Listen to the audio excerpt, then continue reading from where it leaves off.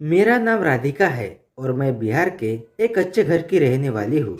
मेरे पिताजी एक जमींदार होने के साथ साथ हमारे गांव के सरपंच भी थे और उनकी मेरे गांव और मेरे आसपास के गांव में बड़ी इज्जत थी। मैं अभी अभी कॉलेज की पढ़ाई पूरी करके घर लौटी थी और मेरे पिताजी ने मेरी शादी करने के लिए मुझे हॉस्टल से घर पर बुलाया था। मेरा परिवार 10 लोगों का बहुत ही बड़ा परिवार था। मेरे परिवार में मेरे पिताजी, मेरी माताजी, मेरे 2 छोटे भाई, मेरे 2 अंकल आंटी और उनके साथ उनके एक एक बच्चे और मेरी दादी, हम सभी एक साथ एक ही घर में बड़ी ही खुशहाल जिंदगी जी रहे थे। मेरे घर में शादी का माहौल हुए अभी 12 साल बीत चुके थे, क्योंकि 12 साल पहले मेरे छोटे अंकल की शादी हुई थी। तब से लेकर आज तक मेरे घर में कोई भी बड़ा फंक्शन नहीं हुआ था। हालांकि मेरे अंकल के बच्चों के नामकरण के छोटे मोटे फंक्शन हमारे घर में हो चुके थे, लेकिन शादी के फंक्शन जैसा बड़ा फंक्शन इस साल मेरी शादी के जरिए ही होने वाला था और इसलिए मेरे घर वाले और मैं मेरे शादी को लेकर काफी एक्साइटेड थे।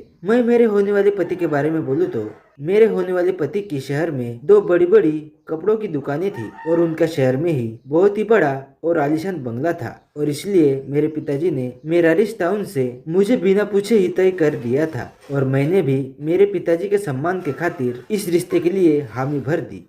हालांकि मैं कॉलेज में एक लड़के से प्यार करती थी, लेकिन वो भी किसी और से प्यार करता था, तो मैंने ये बात अपने दिल में ही दबा ली। वैसे एक बात मैं आपको बता दूं, जिससे मेरी अभी शादी तय हुई है, उसने भी मेरे फोटो एक बार में देखकर ही मुझे पहली नजर में ही पसंद किया था और मैंने भी। मेरे होने वाले पति का परिवार बहुत ही अमीर था, लेकिन फिर भी उन्होंने मेरे पिताजी से किसी भी प्रकार के दहेज की कोई भी मांग नहीं की और ये बात मुझे उनकी बहुत ही पसंद आई। और फिर वो दिन आ ही गया। अप्रैल महीने के 25 तारीख को मेरी शादी उनसे हो गई। उस दिन मैं बहुत ही खुश थी, क्योंकि 16 साल बाद के जो अरमान मेरे दिल में थे, मेरे तन बदन में उठ रहे थे, उनको आज पूरा करने का समय आ गया था। मैं दुल्हन के जोड़े में सज संवर कर उनके बेडरूम में उनका बड़े ही बेसब्री से इंतजार कर रही थी और वो शायद अपने दोस्तों के साथ बाहर ड्रिंक कर रहे थे। उस रात वक्त 12 बजे का हो चला था और उनके इंतजार में मेरे बदन की गर्मी 100 डिग्री के तापमान पर उफान मार रही थी।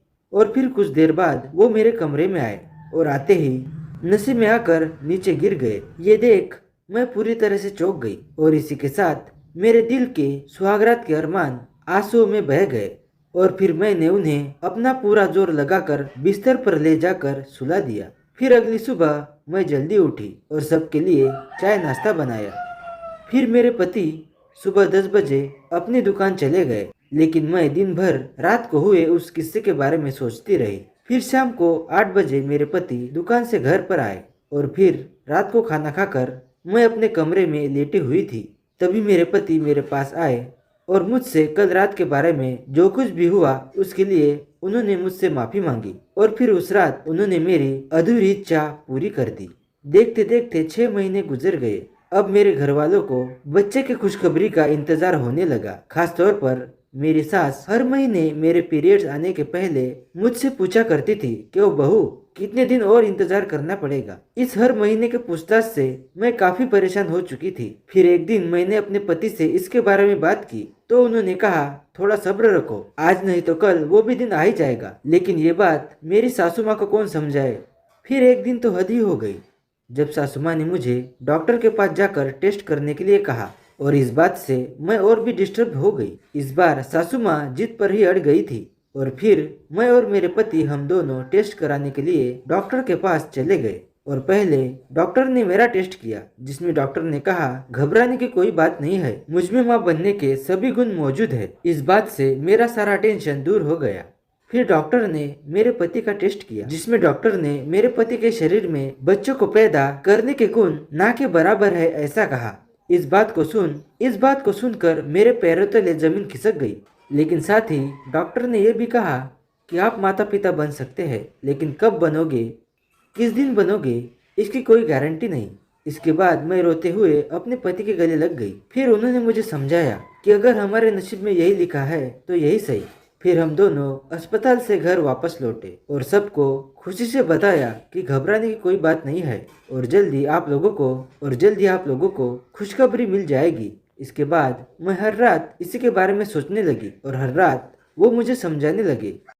देखते देखते पूरा 1 साल गुजर गया। अब सासू माँ ने मुझसे सीधे मुंह बात करना बंद कर दिया था। जब भी मैं उनसे कुछ पूछती वो उल्टे मुंह ही जवाब देती। फिर एक दिन मेरी सास को किसी ने एक अघोरी बाबा के बारे में बताया जो लोगों के दुख दूर करने के साथ साथ लोगों को औलाद का सुख भी प्राप्त कराता है। फिर एक दिन मेरी सास ने मुझे उस बाबा के बारे में बताया और मुझे उसके पास ले जाने के लिए कहने लगी। पहले तो मैंने मना कर दिया, लेकिन बाद में उनके तानों की वजह से मैं उस बाबा के पास जाने के लिए राजी हो गई। उस बाबा ने एक गांव के वीरान खंडर को अपने रहने का ठिकाना बना लिया था, जहां पर लोग उस बाबा को सारी जरूरतों की चीजें लाकर देते थे। मुझे आज भी याद है वो दिन, जिस दिन मैं और मेरी सास उस अघोरी बाबा के ठिकाने पर अपनी समस्या को लेकर गए थे। उस दिन वहाँ 50 के करीब लोग थे जो उस बाबा से मिलने के लिए आए थे। बारी बारी से लोग उनसे मिल रहे थे और बाबा और वो अघोरी बाबा उन्हें अपने अपने हिसाब से उपाय बता रहे थे। फिर कुछ देर बाद हमारा नंबर आया और बाबा ने मेरी समस्या सुनकर सभी लोगों के जाने तक रुकने के लिए कहा। हमने भी बाबा की बात मानी और सभी लोगों के जाने का इंतजार करने लगे। फिर सभी लोग जाने के बाद बाबा ने मेरी सास को बाहर रुकने के लिए कहा और मुझे अंदर अपने कक्ष में बुलाया और उसके बाद बाबा ने मुझे जो कहा उसे सुनकर मैं पूरी तरह हिल गई। उस अघोरी बाबा के गलत इरादे जान मैं वहाँ से बाहर चली आई और मेरी सास के लाख मना करने के बावजूद मैं वहाँ से अकेली घर वापस लौट गई। लेकिन मैंने उस अघोरी बाबा वाली बात किसी को नहीं बताई और उस दिन से मैंने सासू माँ के ताने सहने और बेऔलाद रहने का फैसला किया।